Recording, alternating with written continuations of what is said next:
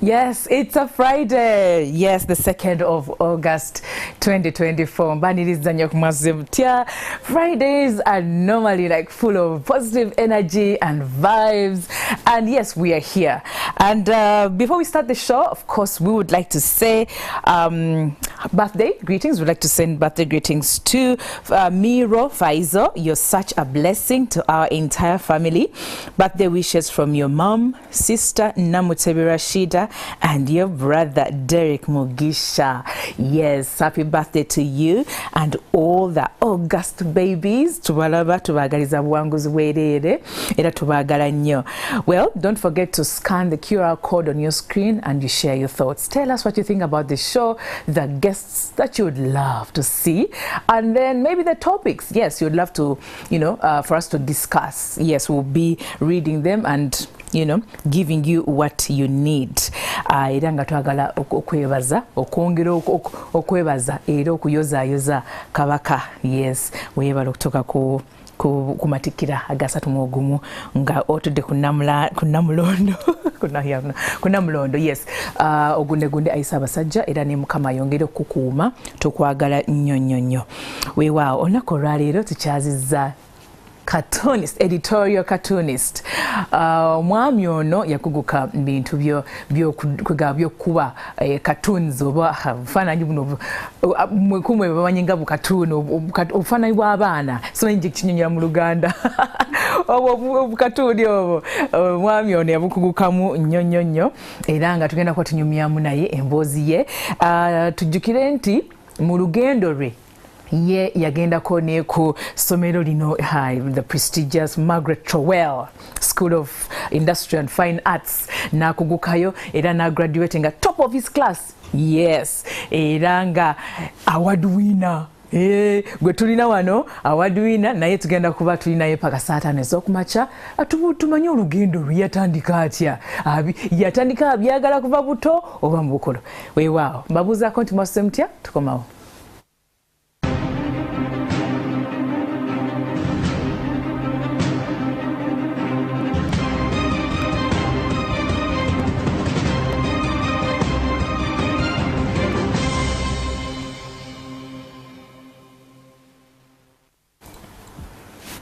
Yes, nziramu okwaniriza ku Mwasuze Mutya tuline Chris. Yes, atukwasize Ogon. Weewaawo omwami ono by the way recently launching akatabo drawing attention. Yes, era nga kano kalimu the cartoons eziri recent launching bino byakakola n'ebyamabega byonna mu ebiri muno. So it's such a wonderful piece to have here. Era agenda kuba akanyonyolako gye tugenda maaso eyo. Weewaawo ngenda kuba omwaniriza nga of course in a special way. Chris ono akolera ano ku Daily Monitor, which is part of NMG, National Media Group. Era nga twesimye nnyo okulaba nti azze ku show. Ebituwa byonna azze nabyo. Bamutumako bangi bamukazako the guy with the blessed hands, gifted hands. Mwami ateri atama ebituuka ku analyzing social issues nga ataddemu n'ebyobufuzi n'akuba ebifaananyi ne tubinyumirwa. Weewaawo twanirize 3-time award winner. Uganda Journalism Awards in the editorial cartooning category. Chris atukwasize Ogon. Welcome to the show, my dear. Thanks, Stella, for welcoming me to the show. Yes. Abatulabeyo mbalamusiza abaliyo yonna batadeko TV okuwuliriza emboozi yaffe nga tuwayamu na nesimye nnyo okubeera wano gwe mulundi gwange gusoose okubeera ku live TV. Oh, wow. So it's an honor to be here, and I hope we are going to have a great show and a great discussion. I know. Thank you. Yeah, tukwaniriza nnyo akatabo kano ndoza tujja kuba tukogerako maaso eyo. Yeah. Naye of course twakutaddeyo bantu bangi basoma empapula z'amawulire. Yes, era nga kwotadde ne osinga okuteeka emirimu gyo gino egya Cartoon Daily Monitor. Era ogenda kuba otubuuliramuko abantu bakutegere bulungi nnyo. Ono Chris atudde wano bamuzaalawa. Of course tumanyi ova Kabaale. Sekyo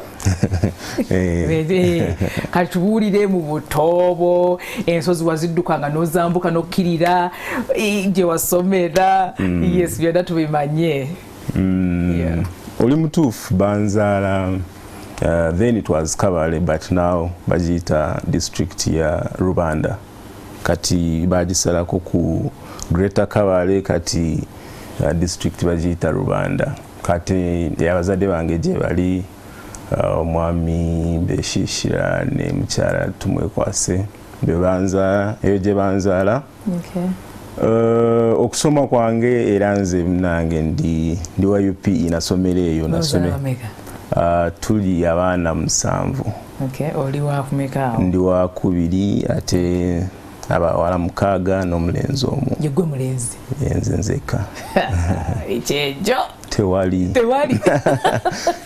nze kyejo siina era abantu abakula nange bakimanyi abantu mikwano gyange bakimanyi nti siina mu kyejo kubanga nze nga batukuza olwokuba nti bazadde bange basomesa bombi mu wa primary mu wa secondary discipline waka yaliwo bw'osobya omanya nti emigo gigenda kufuna so okula kwange saakula na kyejo nakula nga balenzi abalala of course oba omisinga kampani y'abalenzi abalala naye nga nakula ng'omwana omulala not any special from my siblings. Okay, baganda abawala bakuyisanga bata. You know when there is a boy child somewhere ali waba wakati oba ene wasemba gwe kugamba gwabeera omukulu mu kukola okusalawo you know bakwebuuzaako you know you are the protector much as oyinza okuba omutwa ku bo kyali kiteewo actually most of the times they used to gang up against me. Yeah. Bali watu bakubira essimu kati gye baleyo ndowooza balaba naye nga we didn't have tetwalina nti okugamba nti bandaba nga protector waabwe oba ki ndowooza muli nabo nga bw'oyogedde abantu bangi ndowooza most times bakifuna falsely naye nabo balowooza nti maybe waliwo okusosowaza kwe abazadde nga mbiwulira eyo nga babyogera naye nga tewali twakula nga abazadde baffe batuyisa kyekimu. Okay.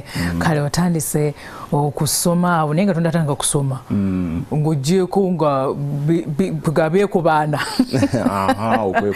beekubaana bagambe nti Chris bakukyokoze bankyokoze balabe nti kale balina engeri gye bandaba kati kyakyuka kubanga kati tuli ba mukwano tulina ndowooza tukuze naye nga edda baali bandaba nga omuntu gweba so they used to I would say gang up against me thinking maybe I'm in a way favored which wasn't true. Okay. Yeah. My childhood memory in Dala. In your family growing up. Growing up banange era families abasomesa tete wabaawo kyamaanyi mubeerawo as a family but the fact nti we're a big family abaana 7 abazadde 2 so ewaka tukulidde wamu mwenna tukulidde wamu ffenna as a unit teri nti kugamba nti ki so lots of memories in there very good ones temuli joshua gamba nti but I cherish the friendship that we share with amongst us. That is nice. Yeah, with my sisters. Okay. Yeah. Kale otandise okusoma. Okusoma era nzola okuba nti abazadde bange nagambye nti basomesa so okusoma nakeera that's what they tell me nakeera okusoma so nga neesiba ku maama wange agenda kusomesa so in a way neesanga nti otandise bukyali okusoma natandika nga bukyali nze era nze saasoma nasare nagenda straight mu P1 of course for some reason then I repeated it. Okuvaawo it was a smooth sail. Ekyo mwana asobola okubuuka nursery sibuna n'asomera ddala P1 abazadde abamuzi mukyalo eyo gye twasomera eyo tewaali kugamba nti bintu bya nursery biki tebyaliwo nnyo era nti weesiba ku maama wo era nze abaana be nasoma nabamu baali bansingako ku myaka kubanga nze nakeera mu kibiina nga ngenda ne maama wange ne mubeerako so Okay. Ogenze otyo otandise okusoma naye experience ngono mukutambula ne mami wo. Walinga in the same class gyasomesa oba bakuteka mu stream enda? Natulanga mu class gyaberamu. Yali asomesa lower primary, so from what my memory can't recollect kumka. The things they tell me. Yeah. I used to be with her in class and yeah. Okay, so primary or gisomera wa? Nagisomereyo still bagita Kakore Primary School. Okay. Nemala emyaka 7 ife tuliba UPE yansanga nga ndi mu P3 1997. Navayeyo nengenda St. Maria Goretti Shoroza. Yojana somera O level. Okay. Neva nengenda St. Mary's College Shoroza still in Kabale. Jena kolera A level. Then nzija ku Makerere University ku Margaret Troy School of Industrial Fine Art. Jena funa degree, bachelor's degree mu Industry and Fine Arts. Graduated in 2012. It's okay. Yeah. Okay. Na ye wotuvuze speed muko. Wali wonna. No, it's okay. Tugenda kuba vega mpola. Omulabu waffe, but I know bali very excited that you're here. And nafunye DM. Yes. Bakumanya. Baso maybe into your neighbor gamba face, want to attach the face to the work. Atecho sandi chagadde. Really? You can't go back. I know. Yeah. So, ne wali mukusoma konna. Nga bwe abasomesa mu kibiina ng'obeera mu kuba bu cartoon ideas zatandika otya ng'oli you were a kid but then you're interest mu kuba bufaananyi mu kusala. Actually wagamba nti walinga obba amawulire ng'osalamu ebifaananyi ng'obitimba mu room. Okay, how was that? Actually nze all through school concentration yange yabeeranga ku drawing. Nti mzee wange yali musomesa ngenda nsalamu empapula because I wanted clean white paper ezoku drawing ako. So most of the attention wenda bakafaananyi nkasalamu enkola ki nkasalamu. So at some stage, and I appreciate my parents bachira at an earlier stage, never realizing until I was interested in drawing. Of course, bangamba there is a teacher, a primary school teacher, abagamba n'abalira mu n'abagamba nayo n'omwana bwati ne bwati.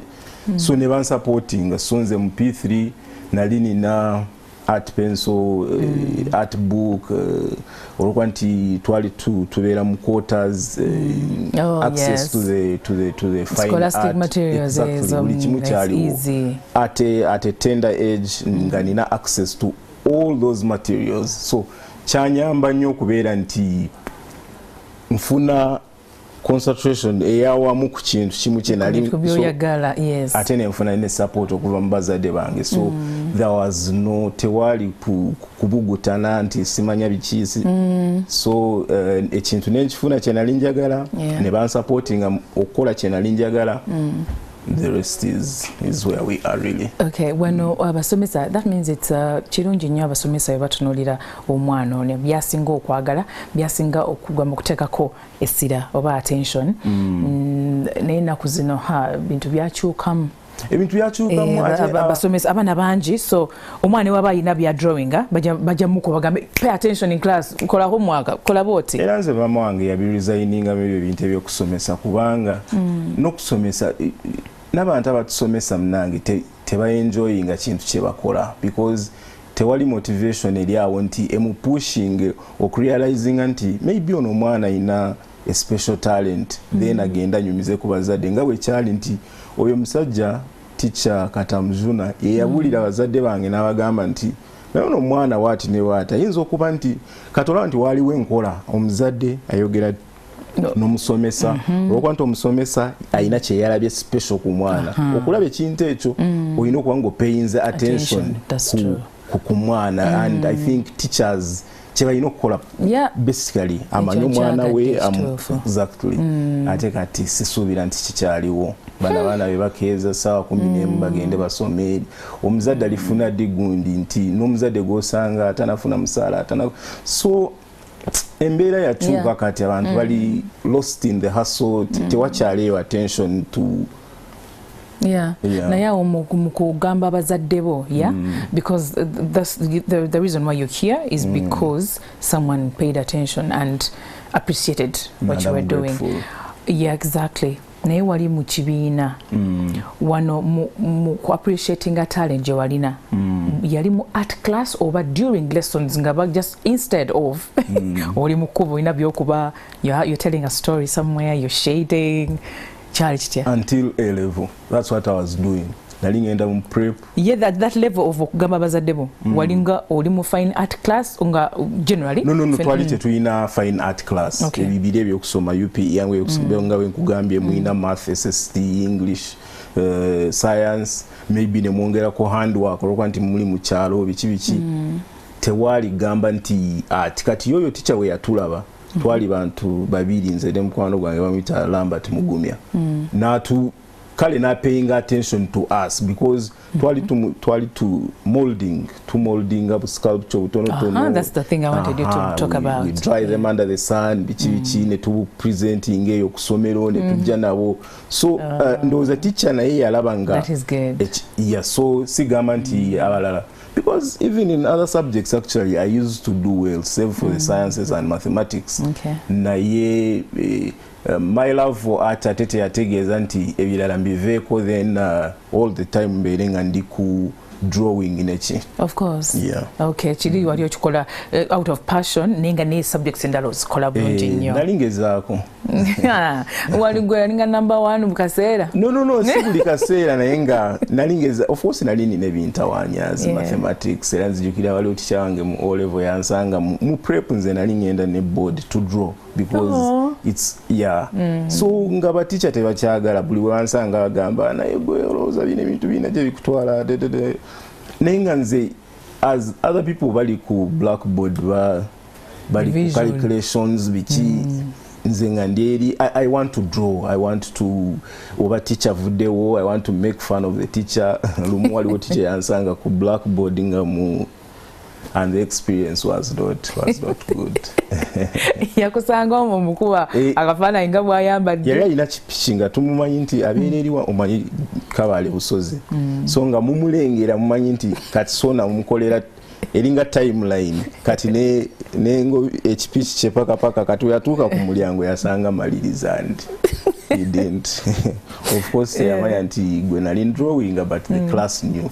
Okay. Yeah. What other things walinga okuba ebintu ebirala mu kibiina just during prep ng'olina byokuba throughout school? Obudde wange nabumaliranga mu art room.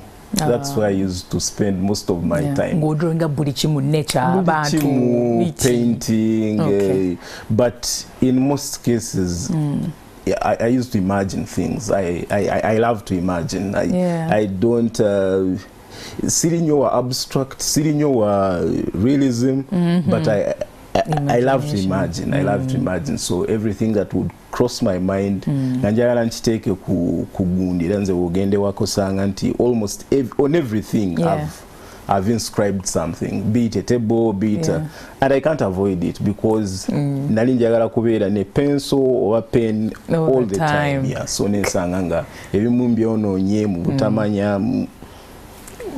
Kale tugenda kumulamu naye njagala omulabi waffe tumusiga ekifaananyi ekya teacher ng'agambye omuzaddewo n'akikkiriza and how they were supportive kubanga wagamba abazadde bo they are very fundamental mwana luno olugendo olwo naye twagala tulabe bakusupportinga batya and everything. Kale tugenda kumulamu katono tukama.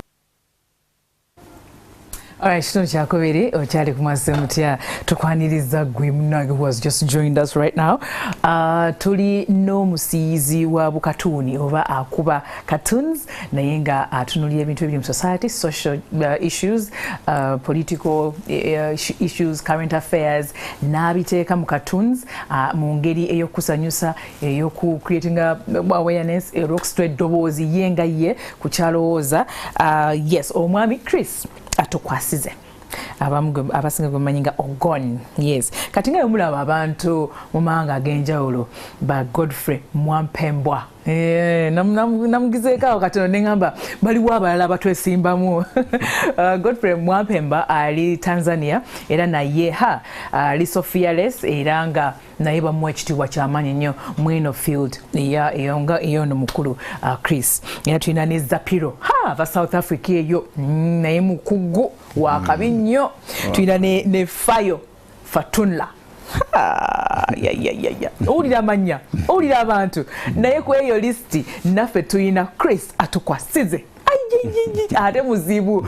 So naffe tugamba nti we are very proud okubeera n'omunauganda ali so excellent in his work ngono muntu ono ali wano. So abenyumiza mbana abantu be mentioninze n'abalala abasingawo naffe twenyumiriza muntu mu muntu owaffe wano ku butaka era nga ali respected awangudde ebirabo nkumu bamuwa ebirabo emirundi 3 ng'abiwangula mu editorial cartooning category era n'awangula best era kati tulina ne best wano tutodde naye weewaawe. Chris obadde kyatusiigira ekifaananyi abazadde abo ba mami ne dadi oba babagambye nti omwana ono nno kirabika alinamu laavu y'okkuba obufaananyi mwe tukibalekedde ffe tukasa tubagambye mufune ekyemukola.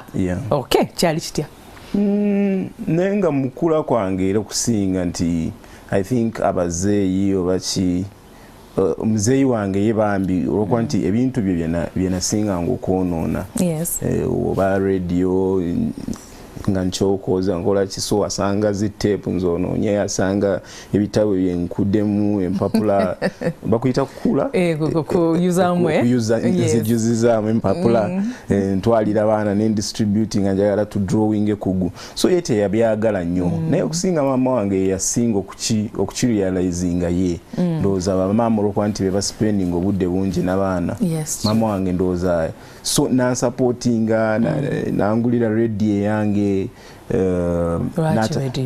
because I was so keen nga njagala kumanya what's happening. Ate kati mu kyalo tewali TV nti radio yaliwo so nga nansupportinga nanfunira mawulire nakola ki era nze muzeeyi wange naye yali of course nga ina office eyo naye nga tugendayo ogendayo nobbayo amawulire of course mawulire osanga mu staples kubanga olumu yali tagasoma so nga nzije egundi then mama wange ye natandika okunfunira bwe yalanga nina interest mu mawulire natandika okunfunira amawulire angulira olumuli naloteekaawo nendaba mu katuni nendaba ku mawulire nenkola ki so ne bansupportinga weewatyo kati okugula radio shageza mami by the way tegeera your vision at that point wali mwana muto naye nga olabira wala like ngolooze gy'ekikulu nali njagala kumanya up to now actually it rubs off a few friends of mine the wrong way naye nze mba njagala kumanya I always ask why always njagala kumanya okumanya okuli kukumanya ku kinyusi wali noduka ku nsonga era ne wotunulira emirimu gyange gye nkola nti bwe mba nkuba katuni nga nina kyenyigamu eyo katuni paka bwe mba nga sikifunye eyo katuni sijja gifuluma era nsobola okumala wiiki nga sirina kyentaddeyo because muli mba mpulira nti olumu abantu ne bakifuna mirundi emirala ne batakifuna which is okay naye nga kuva dda nze nali muntu wa kwagala kumanya nakumanyisa ate bw'otegeera ensonga n'ogiteeka wano n'ogirambuukula nga ggwe bw'okiyimaginize then nga omuzadde wange bw'atambula nange amanya nti bwe nvaayo I'm going to give a picture description of everything nga bwe kyabadde olumu abazadde bagenda wantu nga olumu togenzeeyo mugenze ku church wabaddeyo bishop oba ki so n'ojja n'omunyonnyola buli kimu bishop yabadde ayambadde bw'ati so ekyo ne kinfuula close ne maama wange kati ndowooza yakirabiraawo n'agamba naye ono omwana yandibamu so nansupportinga mu busobozi bwe yali ayina nangulira radio n'atandika okungulira amawulire then ne muzeeyi wange kati bwe bakimuyingizaamu olwokuba nti ye yali teacher then nanconnectinga to art teachers abaali awo byandusya abaani kati nenfuna ne access to the art room during primary ndi mu primary naye ndi mu art room n'abaana ba S6 so okubeera nti banteerawo environment ensobozesa okwenjoyinga kyenali njagala kubanga abaana balala omusanga mu mupiira bazadde bamukuba bamusanga kuba bifaananyi ono mwana yonoona bamusanga drawinga ku wall so such okusooka bankuba emigo nga balowooza maybe yame ndi destructive ndi because wabeera omwana nga naye talina talent naye nga ye mwononya yonoona buli kyasanze naye nze nali si yonoona nti for the sake of konoona ndali ekifaananyi ne kinyumira mu textbook ngenda kisalamu nkipiininge mu kitabo kyange of course muzeeyi bwakisanga jagamba bino ebintu lwaki ekitabo kyotwala ku ssomero ate mwotadde ebifaananyi so you want to concentrate on pictures than ekiri mu kitabo so n'atakyagala naye leeta ndowooza yalaba nga ono mwana ne bwe tunaamuforcinga kukola bino ebintu sciences simanyi mathematics it's not his katumusupporting mukyasobola asobole okukikugukamu ate nga akinyumirwa and I think so far ekintu kyenkola nti because I had that background support kuva mu buto sikirabanga mulimu esikiranga kaawo neŋŋamba nti ndi ku mulimu it's tasking because there is a lot that goes behind the scenes nenze sisobola keera nembeerawo neŋŋamba nti nange akasente leero sigenda kukola olwaka no even without money even without facilitation I'll still wake up and get a pencil get a pen and start drawing because kyambeeramu I was supported to do something I wanted ate kati nkyagala there is no turning back. Ekyo kiwa olugoloza ekyo kyakuyigirako ki eri abazadde abali eyo? Abazadde abali eyo nze ndowooza omwana attention abazadde bapayinga attention abazadde bagenda eyo era kati abazadde b'ennaku zino bakiyitiriza ayagala buli kimu omwana mu bipad bitablet bipiira bitoyi biki gwe toobservinze omwana interest ye eriwa era ne wona omuforcinga mu ebyo bitablet biki nga naye ye passion ye eri mu kintu kirala ajja kugenda afune ebidokumenti ntayagala kusanyusa simanya biki mu mala obudde bungi nga obudde bwoyonoonye bwa mwana because si buli omuntu agenda kubeera doctor si buli omuntu agenda kubeera lawyer omuntu asobola okubeera cartoonist n'acontributinga engeri gy'asobola oba gy'alaba to society because balekerawo okupika oba nkuyite kupika like to forcing a mwana kintu olwokuba nti society looks at doctors this way or lawyers this way omwana musapoti pay attention especially nga baga nti omwana wakyali muto wosobola omulabira what is capable of pay attention to the kids and mwekyo ojja funamu omwana kyayagala bwomusupporting okola kyayagala agenda kubeera musanyufu agenda kubanga talina stress because ekintu kyakola akyagala te waliwo support emuyamba okukola ki okukitwala mu maaso oyogedde ku iPads, iPhones, smartphones and all abaana batandika at a very early age nekutaka ennyimba za shark tudu dada nasiba kuro and all that naye nga at some point wakola byayagala ate omuzadde tabaawo wakolanga ebuntu oba maybe a skill or a talent nga ate omuzadde nagimissinga moment eyo so bw'ate watandika obikola gamba otandise okwonooneka you know something like that era n'olwa haso banange kubanga kati enaku zino haso zadde bakeera kukola zadde tewakyali budde nti n'amasomero gennyini they are training machines to pass exams tekyali muntu apaying attention ku ono mwana what's so special about them era mpulira ne government sciences si buli omuntu agenda kola sciences era ne no forcing omuntu n'afuna grades simanyi mulo walinze whatever n'afuuka doctor oba scientist kyoyagala I don't think it's tetukifunda munnyo bw'oforcing omuntu mu kintu kyatayagala simply because oyina ekintu what you want to see it's not tenable Yeah. So people should pay attention. Teachers and parents alike should pay attention to, should try. To the children. Yeah, should try, because naye ate togenda bikola kuba n'abaana bebazuukusa saa 11 okugenda kubanga ffe mu kyalo mwazuukukanga saa 2 saa meka so ne mufuna there was anyway distractions kati nyingi so nabo sibanenya. So bw'omala okusoma ku Margaret Trowell School of Industry and Fine Arts watandika okukola omulimu ogwasooka wakolerawa? Nakola internship ku MK Publishers awo ku Entebbe Road.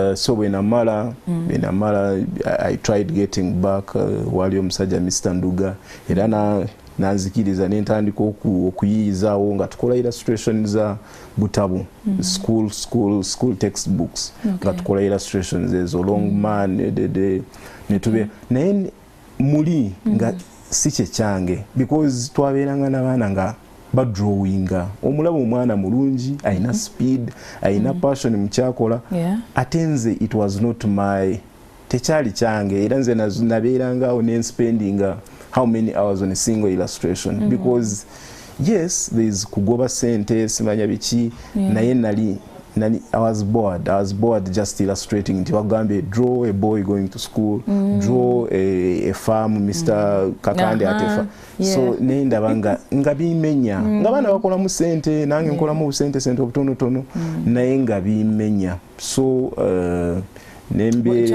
Charlie Changuanyo, was it too easy or?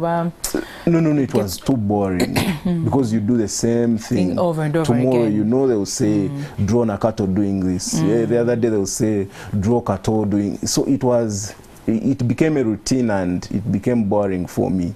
So nenkola ko ne ku mango tree bali ba printing ebya educational materials nembeera yeyo naye nga segumba yo nnyo. Yes, you're earning very little money by the way, of course, but at least you're earning. Naye nga sibinyumirwa nali sinyumirwa bintu byenkola ebyo so kati awo inamala nentandika okudrawinga katuni zange nempostinga ku Facebook because ezo channels ezo nazigendako ng'obudde bukyali. So drawing eyo waliyo mukwano gwange twali twasoma nayo mita Abu Mwesigwa kati ye photographer president presidential photographer. So nangamba naye kati ulaba ino because I used to buy Kampala Sun. Nali somanyo Kampala Sun nga ndi campus nga ndi after campus nga mfisa akasente okufuna Kampala Sun because lwali lupapuro lwali wonti tewali Facebook nyonti kiriawo tewali WhatsApp nyonti so gossip yena yabeeranga muli so oyagala kumanya kino atenze by nature nti njagala kumanya kiri mu sports mu entertainment mu society mu politics mu so nembirawo nantwala eyo na introducinga ku editor bali bamuyita Rafael Okero mwana namulaga obuntu bwe nali nkozeeko obumu nempostinga ola Rafael n'agamba nti tusobola okukola naye because ndowooza yasiima kye nali nkola. The rest bwento bwe ntandika okukola jja nempanvu. Bwoti bwotandika okukola ku monitor? No. Kati nkola ku Kampala Sun then waliwo olunaku around 2012 tumaze campus still nkyakola Kampala Sun nagenda drawing a cartoon. There was a beef between Bebe Cool and Chameleon. So I drew a cartoon which was interesting and to me it was interesting. So nenjiteekayo ebiseera ebyo baali bagamba nti Bebe talina nyumba then nti Kamira gamba ono bampu talina ki so ono namuteeka wansi nga ali kuhama kwatimbye engoye yakoze ki then oli nga lyeri naye nga ali mu bangalo ye so nga bawanyisa ebigambo. So it drew the attention of the people ku Facebook especially. So Chameleon inajiraba Jose Chameleon.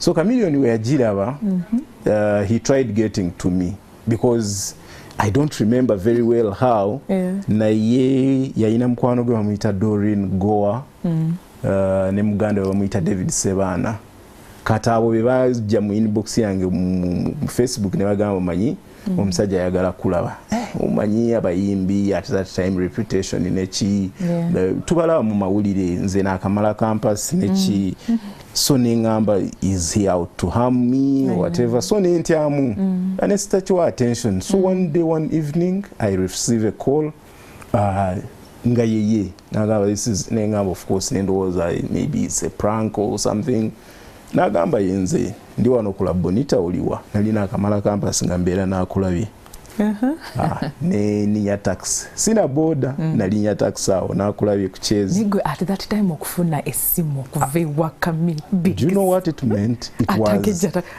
chobola saakikiriza nasooka neŋŋamba nalwokuba nti baali bansindikira message ate nga ndaba David Sebaana muganda wa Chameleon nengamba maybe kituufu ngenda musanga oba baali balina comedy show gye baperformingako that evening was Bobby Wine nabalala so Chameleon mpita ntuukawo mukubira agamba jangu backstage nagamba yegwe nagatoto nengoli yanga netunyumyamu awo nagamba I love what you do I wish I so nempulira Chameleon ngagamba nti he wishes he could draw like myself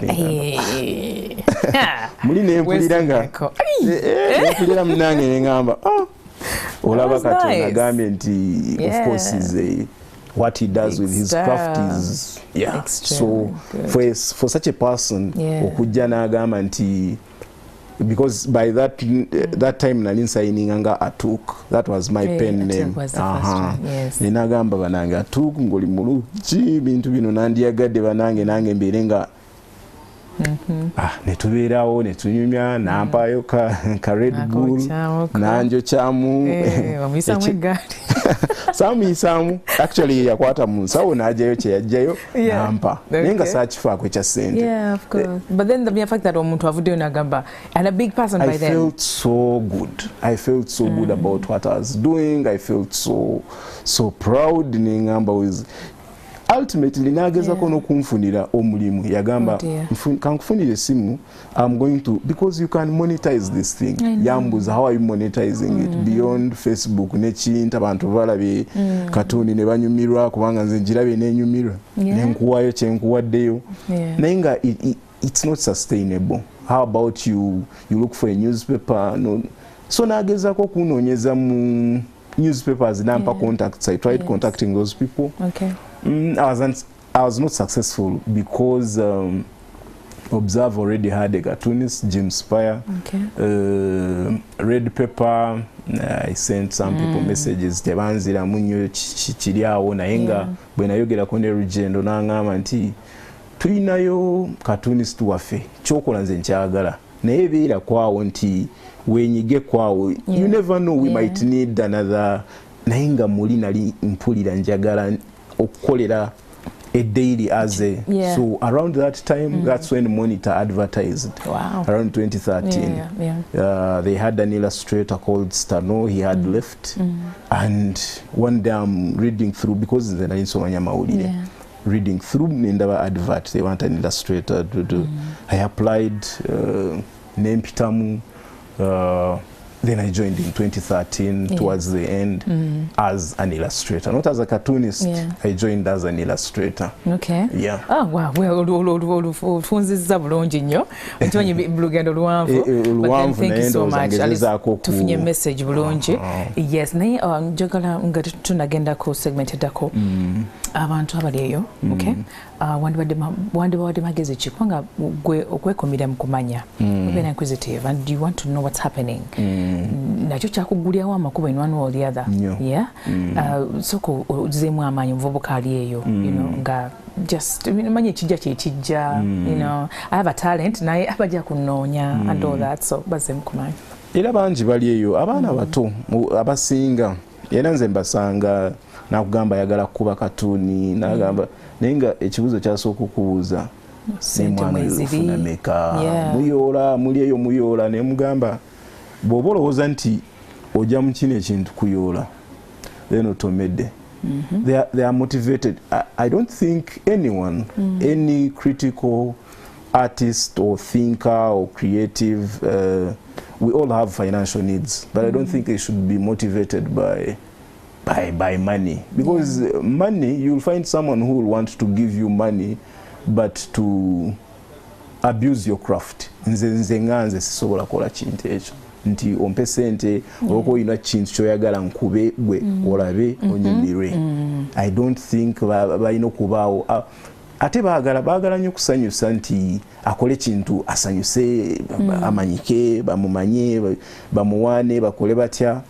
Singa nali ngoberera ebyo I don't think I would so ndoza beyond investing mu bino nti aguze kino ekimuyamba wano, they should invest in seeking knowledge, because if you're not if you, as a social critic oyina kubeerako ne age over the other people nti kyobola nze nekumira nnyo kumanya sports entertainment so such that nti sibeera exposed, because when mba drawing waliwo wayogedde n'ogamba nti bukatuni bw'abaana bato nze nkolera abaana bato bakulu mid age whatever.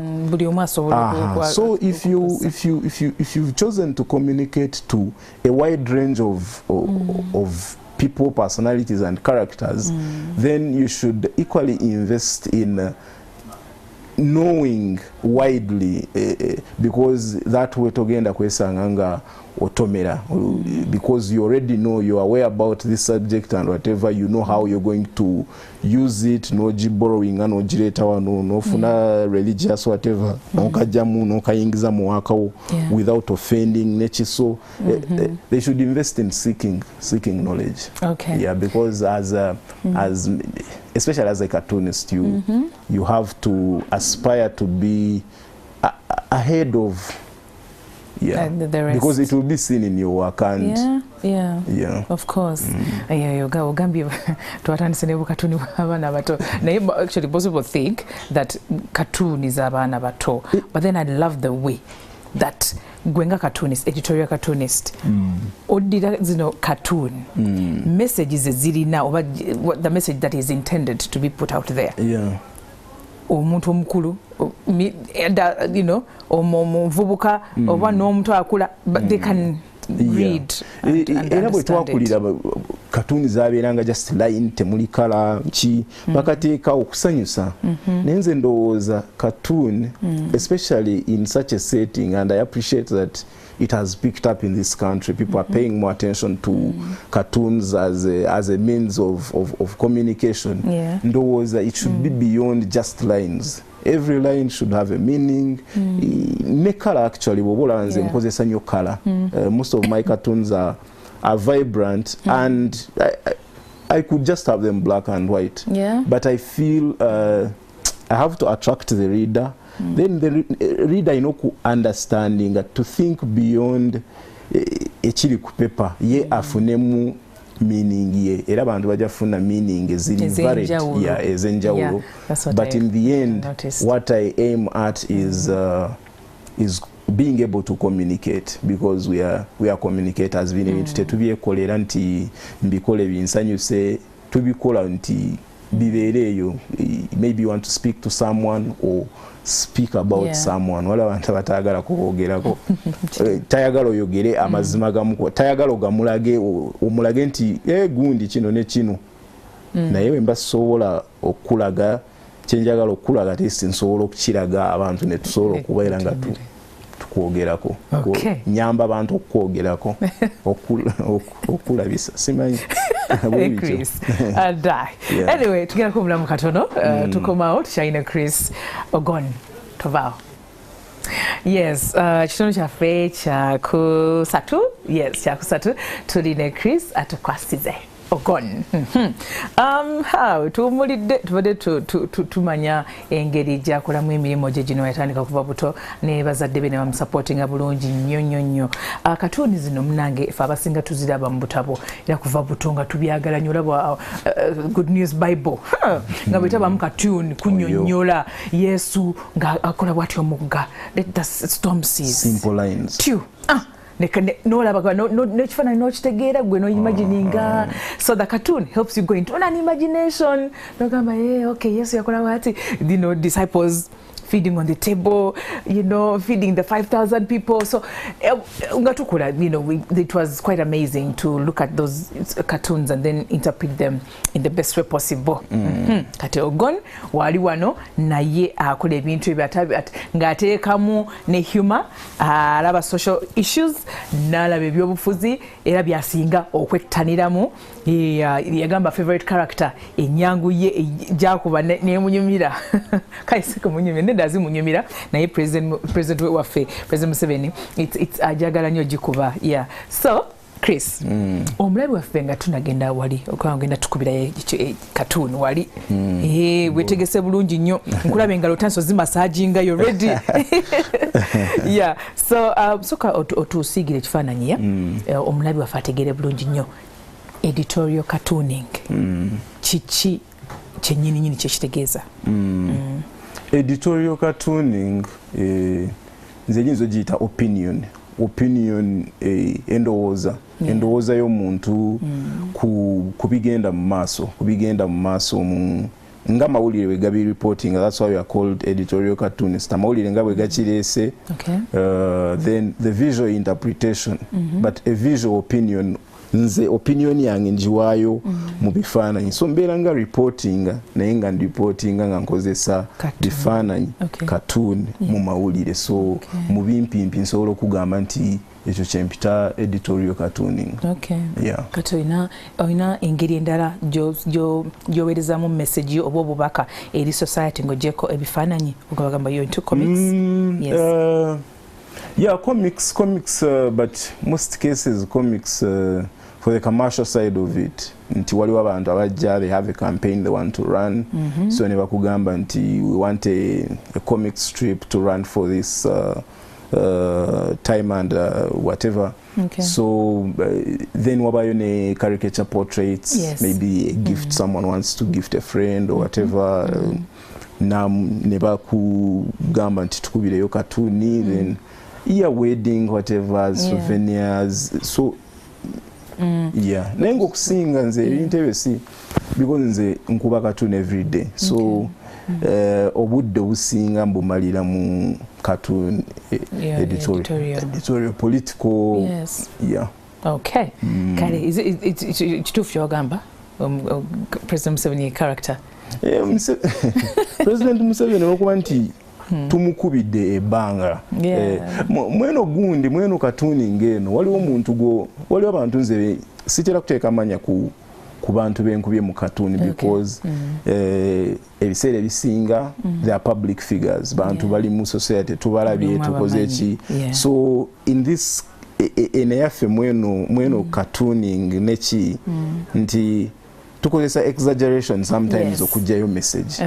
So waliwo abantu bosanga nga ono muntu either because public emumanyi bwati ne bwati ajja kuba mwangu nnyo when you exaggerate this beat and whatever ojjayo character. Nze olumu wonsanga nga drawinga ewaka. I make very many faces because if I'm drawing a scene nga maybe it's anger or maybe I want to change agala kifulume, I want the subject to be angry, ojja kunsanga nga bontunuliro yinza okulowooza nti ebintu byenkola bya tebitegeerekeka. Naye olwokuba nti I invest so much okumanya character y'omuntu, because wemala okumanya character y'omuntu kinyanguyira okupassinga across message jemba like study y'omuntu.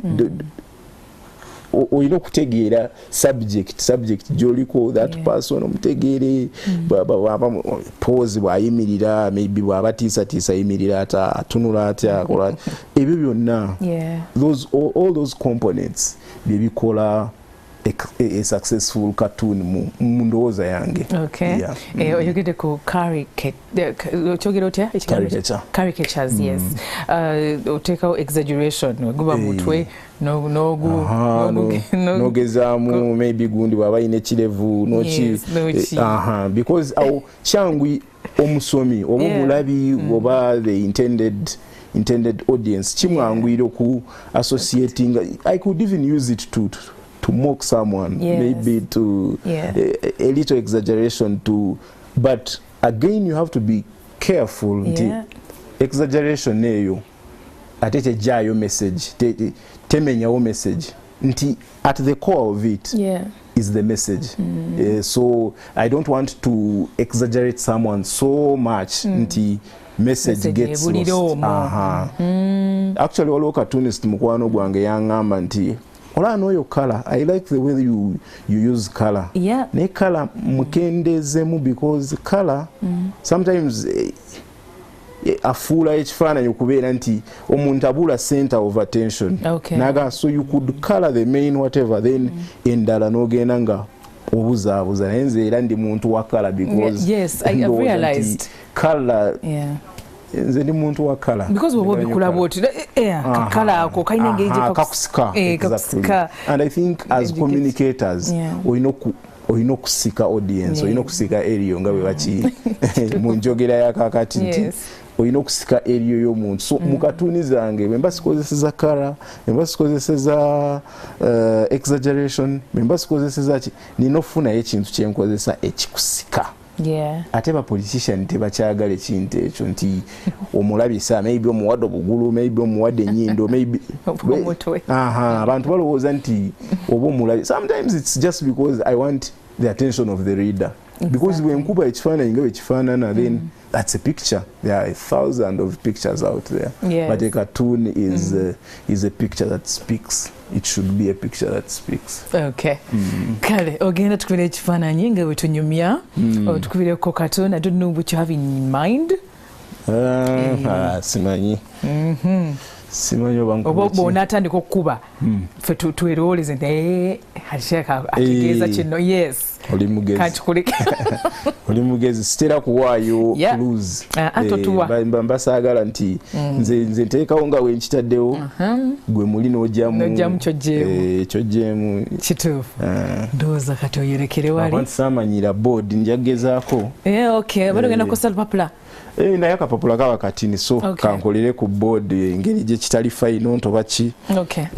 Kale. Naye nze ebiseera ebisinga nkolera ku because it's so close to me, so in a way it becomes personal. Mbasobola kuongeza light n'enkendeeza n'enkola ki. Naye nga process yo in most cases we tuba tukola process ebeera nti you brainstorm osoma story then noginterpreting mu ngeri yo then nogenda nosoma nononya bintu ki bye baali bawandiise ku eyo story nti buli ango muntu takusanga nti you've fallen short of what they expect of you or what you're trying to pass on. So that's why you brainstorm ebintu ebyo byonna. So wano nyinza obuta brainstorming anyo because munkute anawhere naye nga I'll draw something for the audience. For the audience. Kale, oyina emotions zotera okujjayo. I'm actress of course. I know you. Nkumanyi ku olaba ebintu byange ku cinema. From way back by the way. Deception from those days. Deception, Helena Binji. So Kubye, all right. That's Kubye. I don't Kubye. I appreciate that. So I follow Nkumanyi. Okay. So the cartoons zenalabye bazentera okulaba mulimu emotions zero yogedde ku engeri jojja emotion thought process ngenge giweetegeka n'okuba katuni eyo nga bwenange bwe gitunuulira ntegeera nti wano omuntu musanyufu wano munyiivu oba wano agezaako okutegeeza kino bwekiti. So it's quite interesting. Zino emotions making sure nti ozijjayo oti. I don't know. Omuntu ng'ali surprised ddala. Kati nga bwe nkugambye emotions ezo nti olumu mbeera waka olumu bayirewo nsange wako oyinza okulowooza nti omuntu eno ekintu kyakola takola ki takitegeera oba mulalu oba ki kubanga mbeera eyo nga neekola ebintu ebitategeerekeka because mba njagala kujjayo emotion eyo nti it should be able to speak really. Muli ebe ino ku kati nawe obeera okolera ddala ekyo kyennyini kyogenda okuba. Bungi bu thumbnails. Nkuba bu thumbnails bungi. Ngera nkuba bu thumbnails bungi. so nkuba obuntu bungi nembuteekaawo of course ebimu nembigoba ebirala sometimes waliwo embeera actually nga idea siina naye ng'olina editor akuli ku bampa simanya deadline simanya biki naye nga muliye tamanyi nti obudde tokoze eki tonafuna idea tonakituula bulungi nnyo because you have to be present in that ate guli actor bitegeera nkuwulira gwe bitegeera because you are creative naye waliwo omuntu gw'otagenda kunnyonnyola kintu ekyo akitegeere because and nabo sibanenya editor agoba gundi agoba deadline naye kwe bamubalira gwe kenyini tosobola kuba bintu nti obikubye lwa deadline kubanga era kijja kuba kikulabisa as a creative I know. So ne mubeerawo mu conflict naye zimala ne ziggwa buli omu n'ategeera kyalina okukola. Okay. All right. So bw'obanga ojjayo messages zino z'oteeka mu cartoons zino, I like the fact that otulekera space oba otulekera an opportunity to interpret oba okugamba okujjamu ffe gye tutegedde nga tekiri obvious. Kibeera obvious oba buli omuntu omulekerawo ka space akunoga nti gwe jjamu kyotegedde n'oli ajjemu kyategedde. Buli muntu according to entegeera yaffe tesobola kufaanagana. So buli muntu according to engeri gy'ategeeramu of course sobola kukola ekintu nti nkikolere buli omu naye nze ebiseera ebisinga mbasaagala nti ne involving ennyo mu gundi mu kutegeerera reader muleka kyentaddeyo ye naakola ki n'akyekolera interpretation eyiye olumu abamu baloba ne babula abalala ne babajjayo mu comments ntera ziraba but in most cases really I try to communicate because it's the most important bit of this trade. Okay. Yeah, if you fail to communicate, then that's not a successful cartoon. Okay. Yeah. Chris, yes. Soko tubulireko kuba omulabi no walaba bino ebintu nga okuwa obufaananyi obwo kuba cartoons ezo yagamba naye kati bino bisobola kutwala wa omuntu yes ye bino byakusaaga byakuseka busesi ki naye twagala omulabi waffe akitegeera bulungi nnyo nti mu kino ekintu omulimu gukolera ddala wagambye toguyita mulimu but at the end of the day gamba you earn a living from it and then it has exposed you to different people n'ekirala nti wafuna muna award sebo soko tujibulireko kwezo award ezo Uganda Journalism Awards ezo ziwafuna emirundi 3 bagita batya consecutively. Yes. Ono nze muli segomba nnyo kubeera mu bantu nti omulimu yeesa abantu omanyika abantu ne bakumanya ne bakola ki naye nze guno omulimu actually mu bintu byesta one thing I don't like about it is nti in a way people get involved in who you are and I would want people to find a balance between who I am and what I do. So mu bintu byensobola okugamba nti maybe sigunyumirwa nnyo ekiri awo is abakaraba kali wasikalaba wali wemba drawing mbeera ne buraba neki this is okay and you put them here so nkola mu mistake ebiseera ebisinga nenziramu drawing olumu idea nebula nesitagifuna naye nga waliwo omukwano gwange lumu ogenze n'ombuuza kyenfunamu neki abantu bafuna people appreciate what you do which is a good thing naye nze seewanyo bantu era you struggle to find me nti onsanze mu bantu nti ndi eyo nti no sibeewa nnyo naye nga naye zawadi wagenda awadi nagenda era munange nti even with the launch of this book I've realized nti abantu balina interest mu bintu byetukola and it makes me happy. I'm glad that people pay attention. You go somewhere and people discuss your work, they know about your work, and muli chimpa some satisfaction. Nesobola kugamba nti nze kyengoberera oba nkedde nga leero temu katuni njikubye togitegedde then nota nesifuna props oba ki sikifaako nnyo because I'm not motivated by all those things. I'm just motivated by means the next cartoon actually mba njagala nti leero wenkuba cartoon neta communicating I wake up to the next cartoon or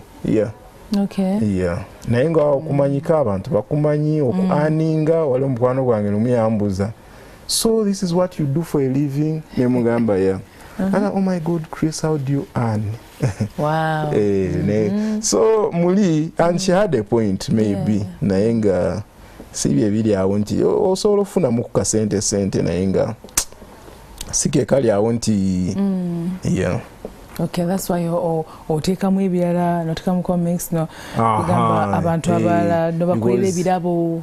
I need to earn nange ng'omuntu ninofuna I have needs nange be beyond the passion and everything nina needs zenina okusatisfying financial and otherwise so muli neetaagamu ku kasente so gig obwenfuna they cover up for because obudde bwemala nga ndi mu bino ebintu okay naye mweyo field nkimanyi era mulimu ebyokusoomoozebwa mu ngeri emu oba endala ogambye temuli nnyo kale nti omuntu nti oba yo ona amajamu egali waliwo abagakola animation alimu sente lwakuba animation ali tiring especially when in Uganda where you find nti oyina okudrawinga no coloringa no animatinga no kolachi it's a long process so toyina bikola toyina client gogenda ku nainga people make money in animation. But I'm also not complaining banange nti mbakabirire banange simanyi nzigwawo biki aya nzigwawo atosobola kugwawo kwayo talent kasala lekabaawo ukafuna it's about monetizing to see how I can monetize this thing better naye nga it's a job olaba wendi nkeera nenkola so it's I take it as a job ng'emirimu emirala and I think that's what people should beyond the passion take it as a job because mufune ekyokulya kwanti ate bw'okulembeza nnyo kyofunamu people will take advantage of you. There are people who will come nga baagala kola ki kutekinga okukozesa kubanga katobalaze need ya sente they will give you money which will in the end kiremese your creative independence. You find you violated your muli because your love for money created ebyo.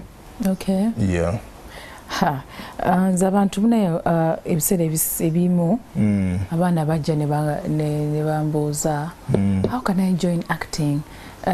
Nemugamba you know of course when you see an opportunity of auditions you go no auditioninga bulungi nnyo ne bakuyita and then also you follow these film pages on social media and all naye nga kiri ekyesente naye bajja kunsasula meka as a new no you can relate really. You're an actress so you can really nze mfuna abantu nakuyisa amakasimu n'agamba njagala nkubire gundi njagala omuyiseemu eggaali naye ngenda kukola wenti naye nga sente weziri olumu tonasasula renti tonakola ki gunda kuwadde akakadde olumu it's a trap someone is trying to set you up so olina okwetegeerera nze neetegeerera whichever angle gyompitiramu neetegeerera naye nga sisobola kukwata sente nti omuntu nti olwokuba nti ampadde sente ampe idea y'okukuba osobola okumpa idea yo if it's a good idea, because I don't believe until we are the most talented cartoonists, we are the most talented storytellers. There are people out there. So kumba idea ninji buying, and I will give you credit nengamba idea no gundi ya jimpa. Na yate bompa sente. Tosola kumpa sente no ngamba nti nkuwa sente. If that's the case, then you pay. You pay for it to jibalenga business nti na yate tongamba nti kuba gundi. What the sente naikola neboti neboti. Yes. Tongamba nti eyo independence nje sigalizanze nganze nti bompe chintu. Ndeka nkole interpretation yange bwe njikuwa gwenga client oli wadembo jigana bojigana osigaza sentezo nange nensigala nga sina, because I've had people bageza konti to influence what you do either directly or indirectly. Abamba kozesa sente wala bakozesa threats, but in a way I feel nze ebintu byenkola tosobola kozesa sente atenti or moving, because I will get bored.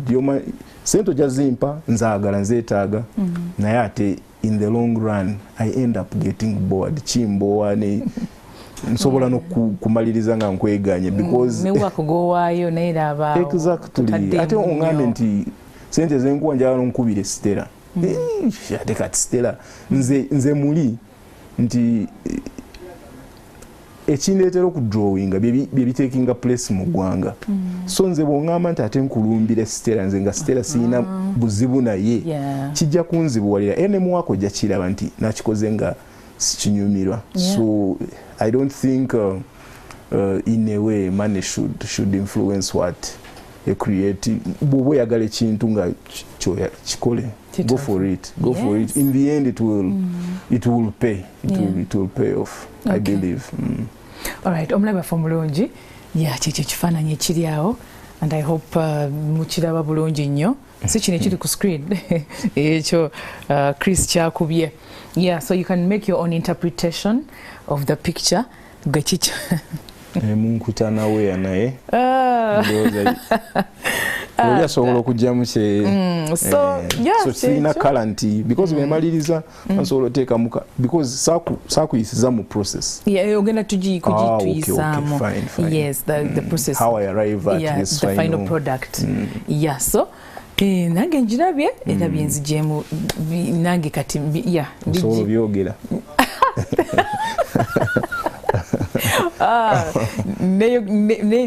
byeyogeredde nkya understandinga bulungi nnyo. It's a beautiful thing though. It's a beautiful piece of art.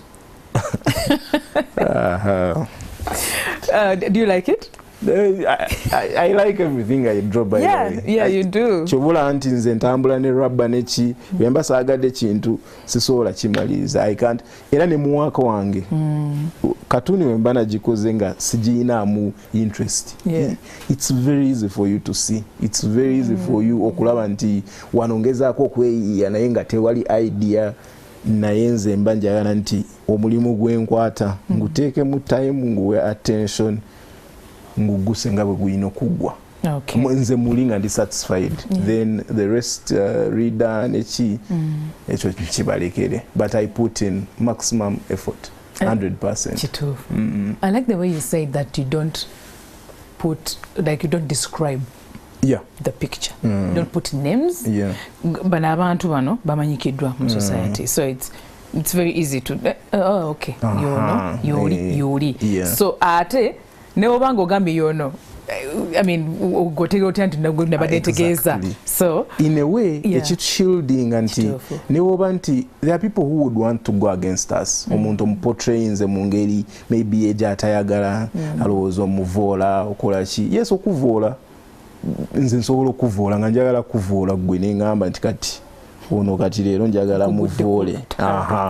Naye kati nsobola okuvola ate kinyuma nnyo nti gwe nvodde simutaddeeko linnya sikoze eki naye abantu ne bategeera nti ono, because asaana maybe tumuvoole, because that's what we have within our means. Gabe nakugambye nti waliwo abantu speaking to someone, truth to power.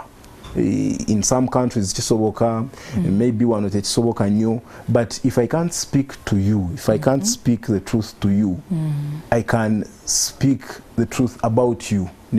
abantu muli abantu abasoma abakola ki gwe nsobola okuba nga maybe ontiisatiisa okola ki nengamba ize nsobola okufunira mu bantu abagoberezi bo nembateeka mu nze the message I want to pass on to you because gwe ojja giraba ogaana ogikwata naye nze muli nja kukozesa other means abantu abakwetoolodde abaconsuminga kyokola mbakozesa okubateekamu nti naye gundo oli ne bwe yeekaza n'akola ali waati ne waati so over time we nsigala nga nkiwa abantu bamaliriza nga balabye kiri kyenali njagala okugamba gwe kenyini no ye mwenyina politicians abasinga aba yakiraba dda abakimanyi naye amazima galuma nti gakaawa so ye muli ne waba tachi acceptinze ngamba okay toyagala nkikugambe straight to your face now let me tell it to the people around you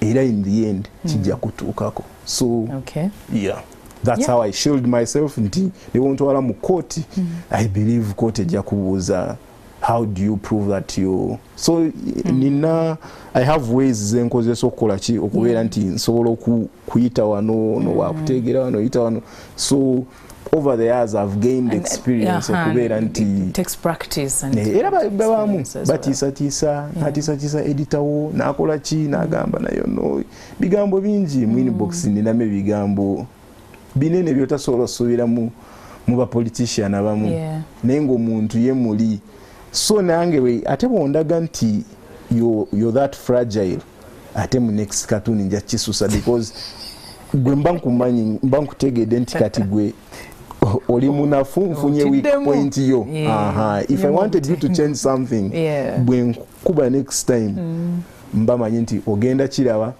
kiri erigwe okukyusaamu Cartoonist omuntu asobola kola Cartoon n'agamba nti kankyuke naye muli bwogitunulira ogamba okay tumulemu katono tovaawo tukyalina Chris Ogon kale tukomawo ekitundu kyaffe ekisembayo sawa nyakitundu ez'okumakya tuli mu kwogera ku cartoons editorial cartooning wano mu Uganda nno tulinawo omuntu waffe Cartoonist Namigi oltegera oluganda luli heavy nduwulira azitowa mu kintu kino because nga zitowa afunye experience ne exposure yamanyi nnyo mu kuba obufaananyi buno era nga message zayagala okuyisaawo oba kugamba naku opportunity ey'okubitegeera n'okuinterpretinga message gy'abategeeza oba gwe gy'oba oyagala okufuna mu ekyo ekifaananyi yes Chris abantu nno balowooza mwe muli very very muli rare first ogambe toyagala nnyo okubeera mu public nkiwa togenda nnyo mu bintu ebisanyukirwamu nga waliwo abantu abangi yes olina byokola okugamba okweza obujja okwezaamu amaanyi n'ogenda somewhere okurelaxingako yes ono nze ng'omuntu siri muntu nnyo nti ndi awo nti kubanga ne mu kkula kwaffe amanyi bw'okulira waka nti abazadde basomesa baba bakugira temubeera nnyo out so twakula nga tulimu eyo setting nti bazadde baffe babaagala waka so ndowooza ki-influencinga nnyo my lifestyle nze ng'omuntu njagala nnyo okubeera waka most of the times mbeera waka I sit at home if I'm not watching TV then I'm listening to the radio or I'm drawing or then documentaries ndaba nnyo documentaries history geography football nenga nayo mulabira waka documentaries no football n'omupiira ngule actually nze omupiira saagala kufuluma wabweru nti gundi simanya njagala nze mpagira Man United njagala ntuulaawo batukube oba tubakube kigwe nze because njagala mpulirize commentary nti nze ndi muntu I'm so particular simanyi si kirungi naye nga mbeera nnyo njagala mpulire commentary njagala mpulire olumu by the way nze nga nyumirwa commentary n'okusinga ekiri ku so ngenda nendabamu omupiira ekitegeeza gwe oba ogulaba comment naye ino okubaako volume because abambala omupiira eno music nga bwakuba era nze sobola kunyumirwa mupiira nga tekuli commentary You're very particular. Yeah. Jesus. So ogogongulaba then nfuluma mu mpagira villa so nengende wankulukuku nendabayo ku mupiira nengende hofulumako. Nfulumako kulaba mupiira na kulaba basketball.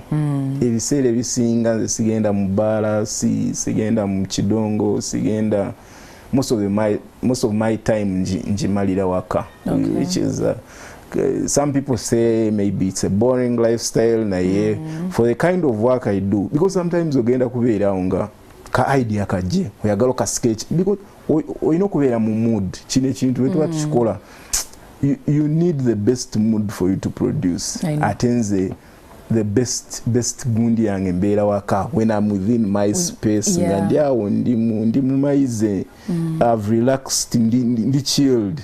That's when I can oba chiro actually most of the times nkola chiro.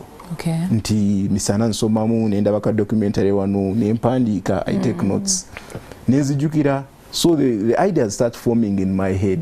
So chiro, that's when I brainstorm abantu beba say there's quiet and calm and everything. Peace and quiet. Sanga musanva, then I start sketching, then drawing, then I ink, otulowe tujao nentukubamu nenzu kukenkera. So when I wake up during the day, it's just coloring. But most of my creative process, drawing, brainstorming, bichi at night.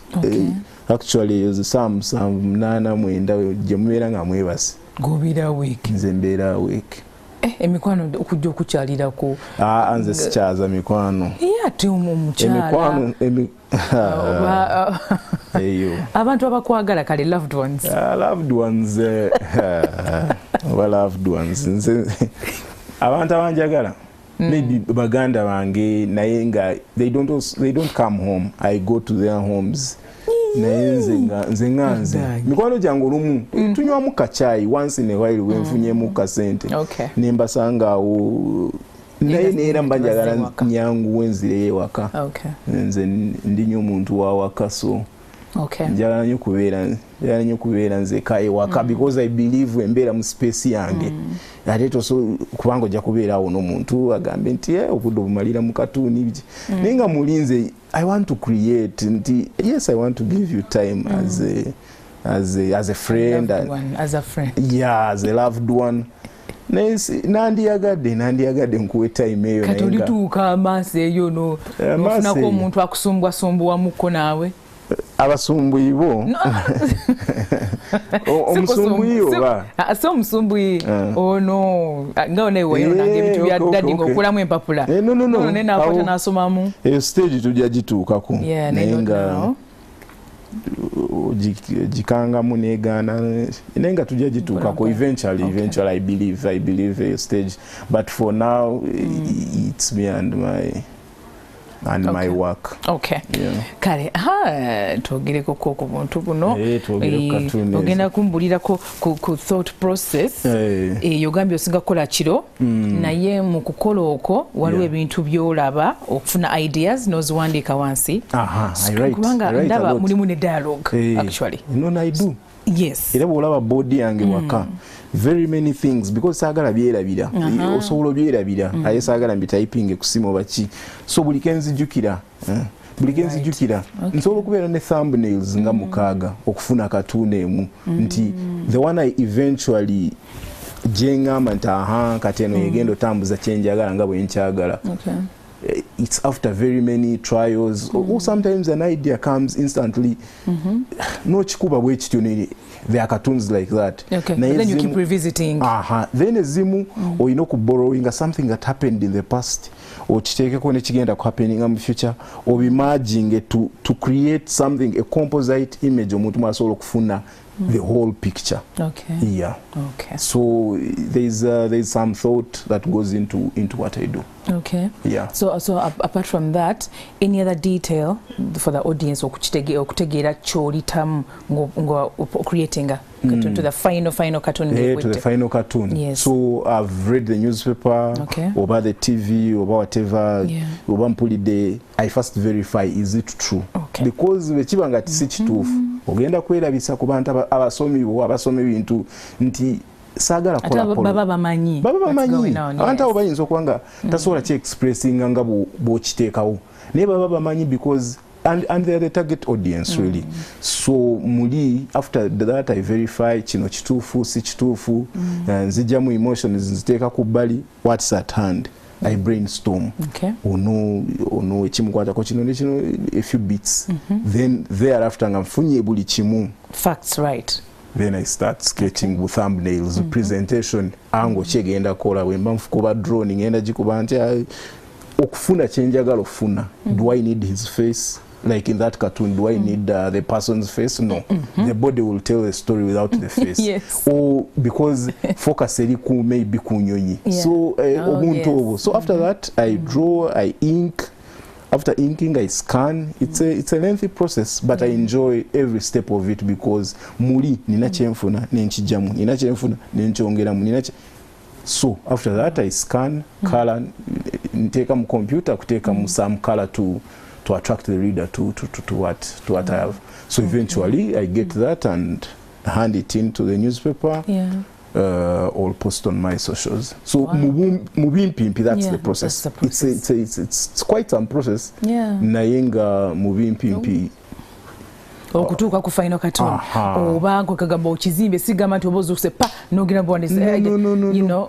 Ate sometimes okiwaayo editor n'agamba according to editorial policy tereza wano ne wano olumu naga tekigenda kukola. So you have to now think about the second idea that you had, patch it up together very fast and come up with so it's banange si changu nnyo just ngawe kiwulikika nti kuba cartoon oyinza kuba kinyumirwa naye watoyagala kiteeka mu budde you won't you now I understand why the home is just sacred space. We're just all creating that. It's the best environment for me to create.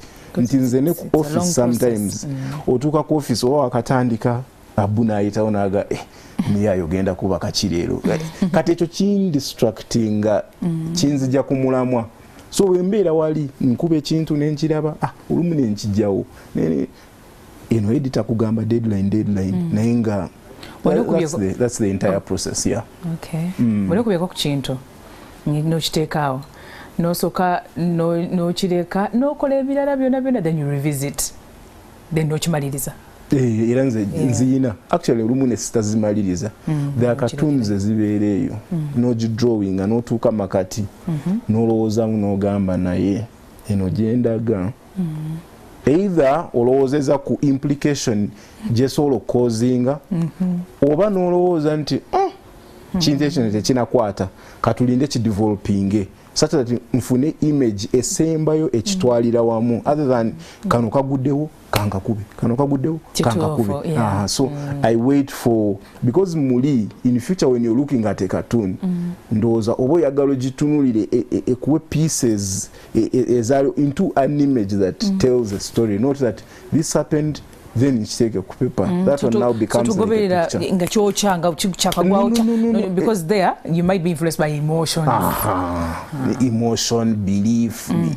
Nze ndi mukatoliki kati wale ebintu ebibaawo ng'olumu njagala naye n'ogamba kansooke nindemu you have to listen church ayogedde ki not to be influenced by them, but you want to consider every, because especially when we are religion, culture, beliefs, nechi, also okwocha. It's very easy okwocha.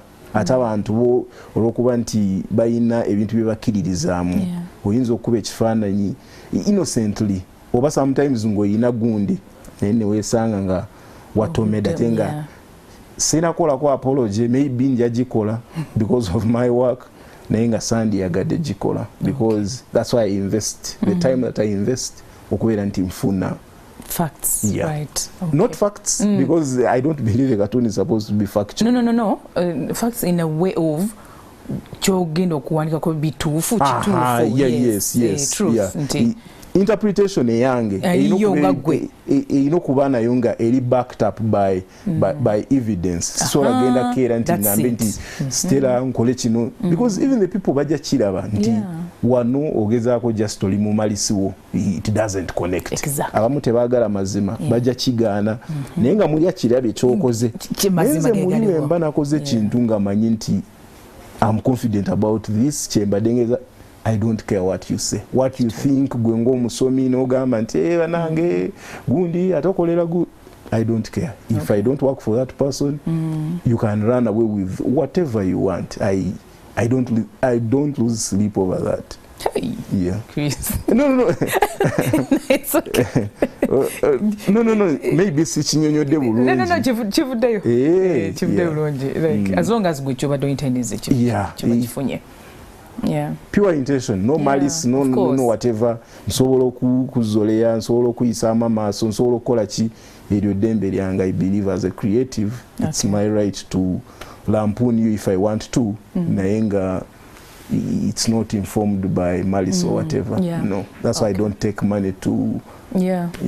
Okay. Kale. Togereko kuzimu. Bali etaze.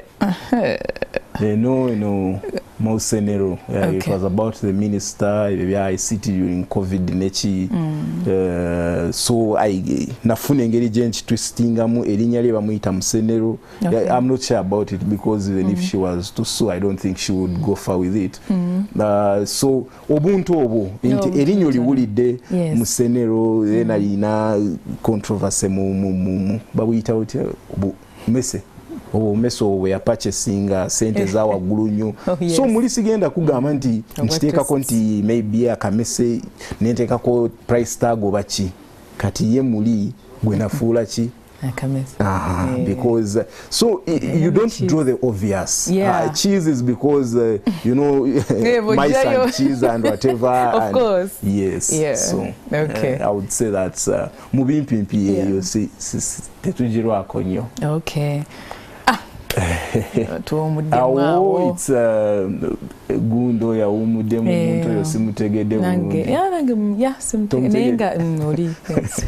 Musajjo ya umudemu na 3 arms of government ya umuderi ku top zinamaze asazeeko kyayagala kubanga bino byo tulina bisalako kubanga wabeera bushi tayagala ayagala kulaba eri atayagala wala naye akulekerako ekitono nti ayagala kuzannyamu ayagala kuwumuzamu kusabaawa awumuzeemu nti tamalirako ddala era neera nti bwegiba giwunye mu njogera asobola okwekwataawo n'akola ki naka n'agenda. Naye wamuza akakopa akakacaayi anyumirwa Uganda emunyumira emuwoomera. Oh yeah, that's a beautiful one. Thank you. Era still kiduzayo ku colors and how relaxed the picture is. Yes. Ginojjamu kyojjeemu. Yeah, it's not a real picture naye mba njagala nkufunire. Yeah. Okay. Wano tuli mu Uganda so ndowooza wano eri clear.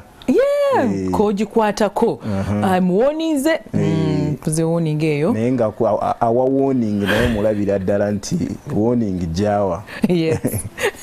Bigambo byere bigambo. Okay. Ogina etali intimidated. Yalina kyatunulidde ekisava kyayagala. Ano namukanga kugambye togikwatako. Nera still akyayogera alina effumu wano ayogera bwogezi ono wakyali excited nnyo amutiisatiisa amugamba ne bw'onooyogera otya wandi va mu gaapu oba ogamba nti kino then eventually tumanyi bwe kyaggwa. Nyanga bwomanyi kyaggwera eyo ali akyali mu lubuto agakogikuddeko mu lubuto abali mu lubuto lwe gye bali eyo abantu baba bamanyi.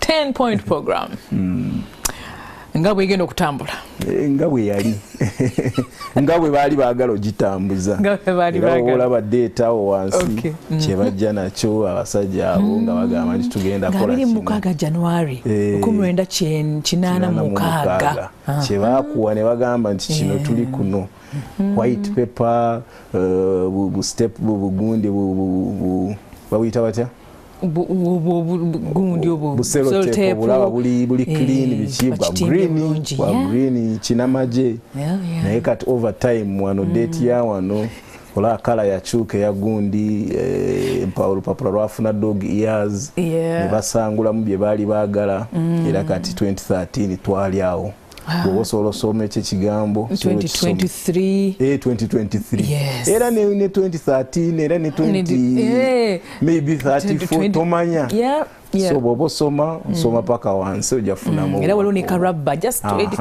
katene exactly bakwatamu kyebaagala ne ba okay. And then I like the way you explained it.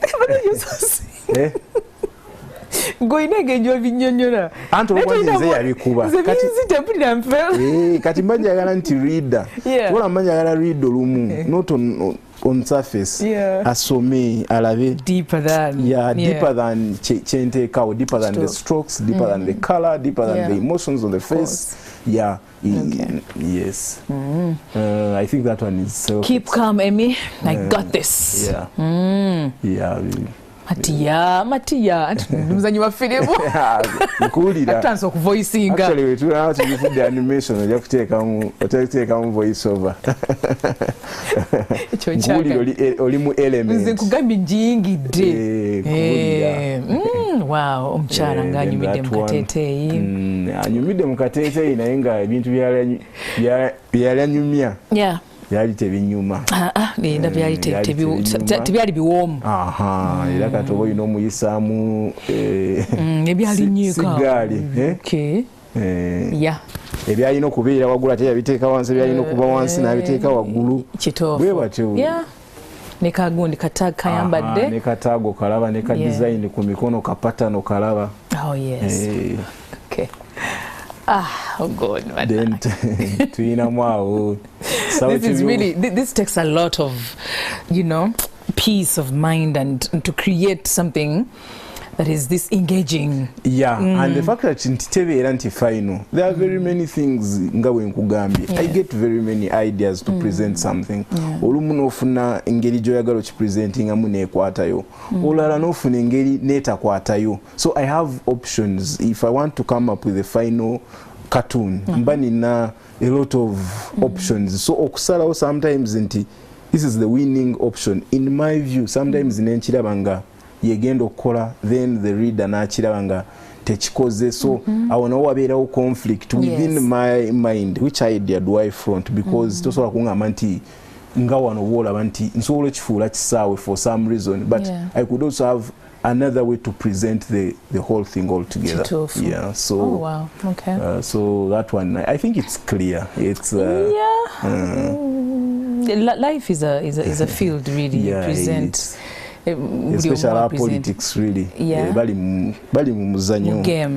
It's a game. It's a game and it's full of then omukulu oyo it was around 2013 eyo.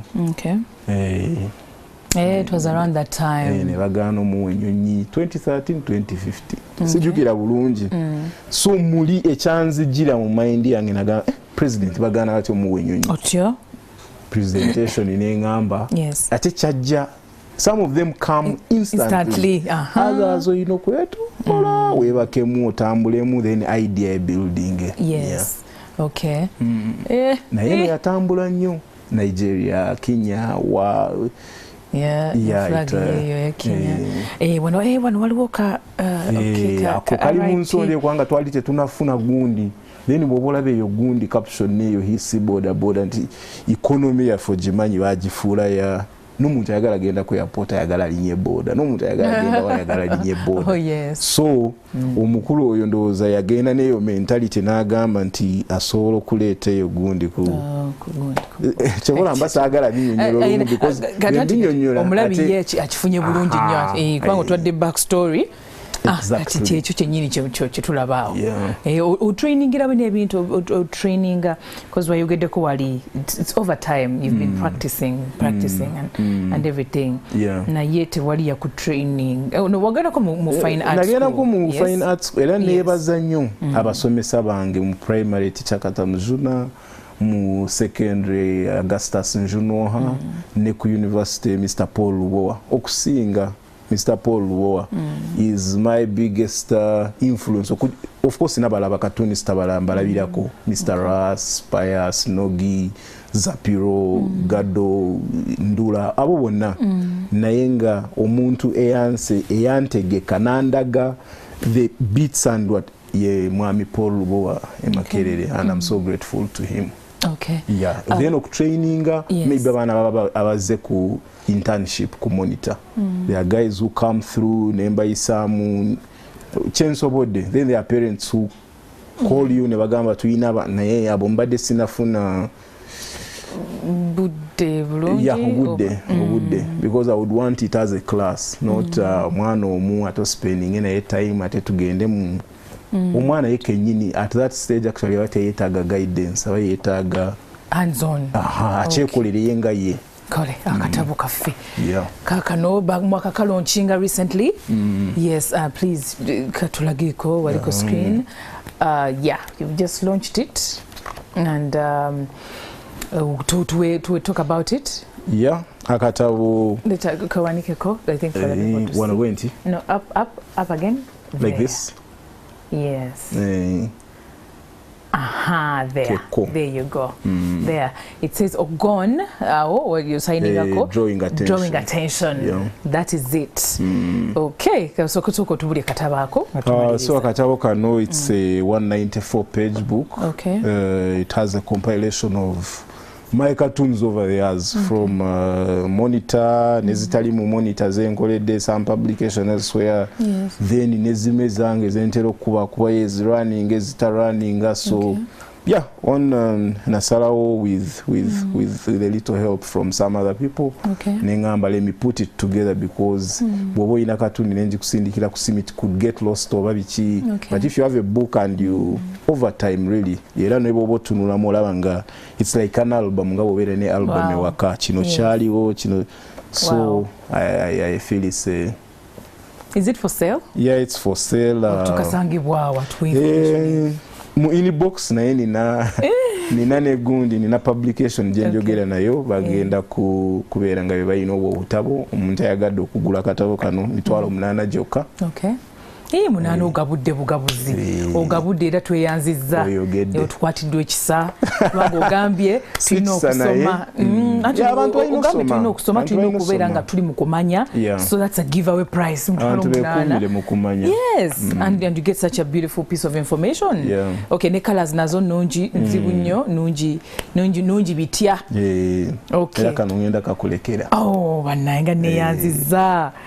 That is amazing. Thank you so much, Chris. So what else do you want to tell us about the book or about the book? Really, it's out on sale starting Monday. 80,000. You can reach out to me. So I'll be providing information. Kwanga ninayo na exhibition and a book signing, a bigger one, which is going to happen now.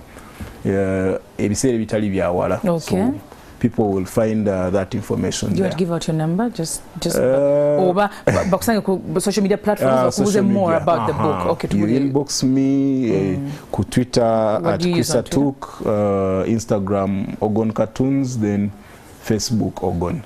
You just slide into my DM and Numbuza any inquiry I will be at hand Chris Atuk on X, Ogon on Facebook. Yes. Then Chris Atuk on Instagram. Ogon Cartoons on Instagram. Ogon Cartoons on Instagram. Yeah. Okay. Thank you so much. To answer every, Thank you so much. And you're going to sign it after the show. Yeah, I'm going to.